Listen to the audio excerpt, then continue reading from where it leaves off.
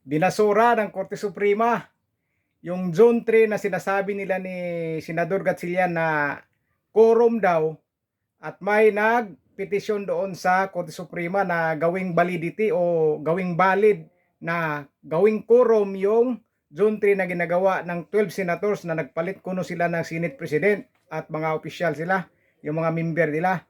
Ibinasura ng Korte Suprema dahil kulang daw sa legal. Ayan.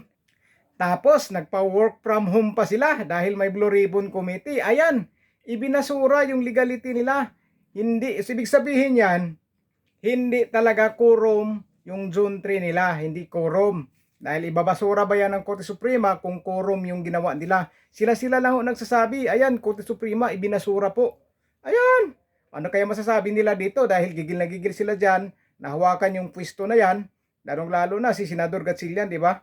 Sinasabi talaga niya na siya talaga yung Senate President o acting Senate President. Ngayon, ibinasura. Tingnan natin kung paninindigan niya yung kanyang sinasabi. May pa work from home pa sila, di ba? Nalalaman. O ngayon, tingnan natin kung ano ang masasabi nila dyan. Dahil ibinasura nga na gawing validity nga daw yung Zone 3 na quorum daw nila, hindi po ibinasura. Hindi po pumayag ang Korte Suprema na gawing quorum yun. Dahil kulang daw sa legal. Yari sila ngayon, di ba?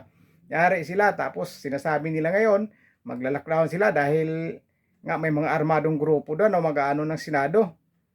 Kaya tingnan natin kung ano ang masasabi nila dito dahil binasura po ng Korte Suprema yung legality na sinasabi nilang quorum daw yung 12 senators nung Zone 3 nila ni Senador Tito Soto at yung nilagay Gatchalian. Ayan, sinasabi na nga ba ni Senador Alan Peter Cayetano na mag-ingat si Senador Gatchalian dahil hindi nga yan tama yung ginagawa nila. Kaya yan, nagdesisyon na po ang Korte Suprema, ibinasura na po at hindi legal yung ginagawa nila. 'Di ba? Yung gawin nilang quorum yung ginagawa nila nung Zone 3, ang ayon ng Korte Suprema kulang daw sa legal. Kaya yan, binasura niya yung petisyon ni Tayam. Tingnan natin kung anong masasabi nila dito.